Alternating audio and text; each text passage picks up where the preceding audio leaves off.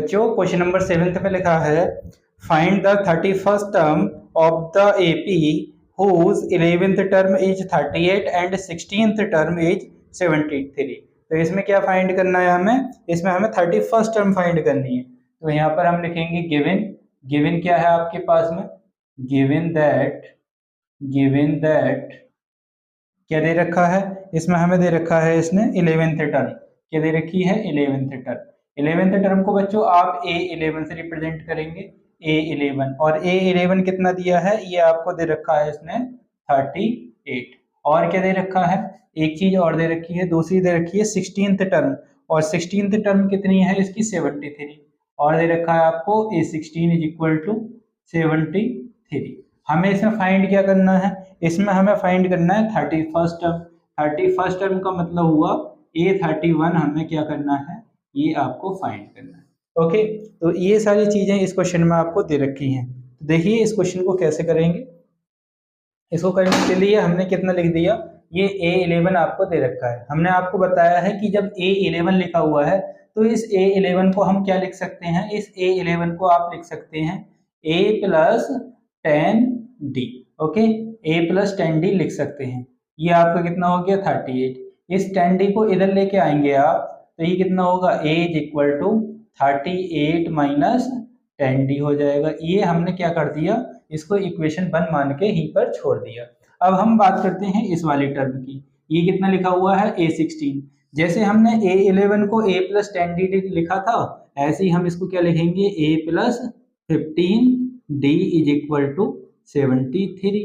अब यहाँ पर ये A आ गया, और यहाँ से हमने इक्वेशन 1 से A की वैल्यू ये निकाल रखी है। तो ये कितना है, ये सॉरी ये 10D था आपका, ये 10D। ये जो इक्वेशन 1 से A की वैल्यू आई है ये हम इसमें लगा लेंगे।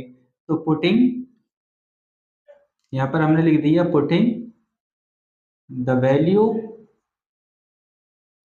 ऑफ ए की वैल्यू पुट कर लीजिए यहाँ पर इस जगह ए की वैल्यू लगाएंगे तो ये कितना होगा 38 माइनस 10D और प्लस ये वाला आपका 15D इज इक्वल टू कितना हो गया 73। ओके, ये बात आपको समझ में आ गई होगी। अब देखिए ये 38 है, इसको उधर ले जाइए, और ये 15D में से 10D माइनस करेंगे तो कितना बचेगा 5D बचेगा। ये 38 उधर जाकर के कितना होगा माइनस का 73 माइनस 38। देखिए ये तो आपका 5D है, 5D 73, 13 माइनस 8 करेंगे तो 5 आएगा, और 6 माइनस 3 करेंगे तो 3। तो ये कितना बच गया 35। इस 5 को इसके डिवाइड में ले आइए, तो D is equal to 35 upon 5। देखिए 5 बन जा 5, 5 से बन जा 35।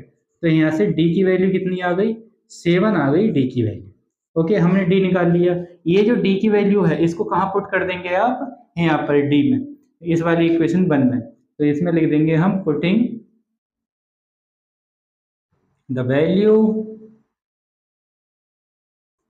ऑफ D, D की वैल्यू पुट कर लीजिए। तो A इज इक्वल टू कितना होगा 38 माइनस 10 इंटू D की वैल्यू आई है 7, ये हो गया। तो A is equal to 38 minus कितना हो जाएगा 70, इसमें से माइनस कर दो।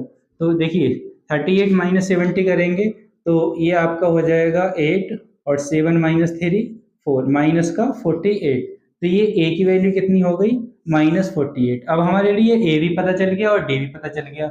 अब हम इसको क्या कर सकते हैं, फाइंड कर सकते हैं A31 को। तो A31 को आप क्या लिख सकते हैं A प्लस 30D लिख सकते हैं। जैसे आपने 16 को लिखा था A प्लस 15D, जैसे आपने 11 को लिखा था A प्लस 10D, वैसे ही हमने A31 को लिख दिया A प्लस 30D।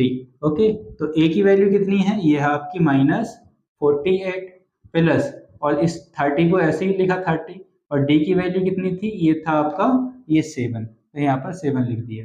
ओके, तो यहाँ से हम A31 आसानी से कैलकुलेट कर लेंगे। देखिए ये तो माइनस का 48 हो गया एज इट इज, प्लस 3 सत्ते 21, ये कितना हो गया 210।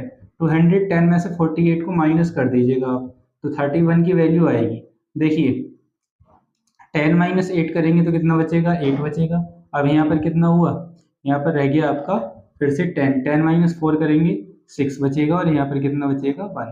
तो ये 168 क्या होगी 31st टर्म की वैल्यू हो जाएगी।